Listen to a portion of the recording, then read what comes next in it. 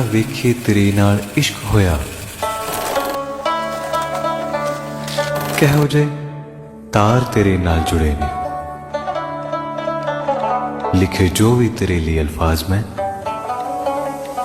सब वांग कबूतरा उड़े ने। कहो जिहा रब्बी तेरा ए इश्क है, कहो जी सूफी तेरी ये रूह। टकराए जो भी तेरे नाल ख्याल मेरे, सब कवितावां बन के मिले।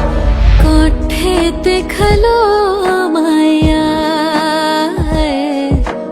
कोठे ते खलो माया, कोठे ते खलो माया, कोठे ते खलो माया। चन्न पावे चढ़े ना चढ़े वे,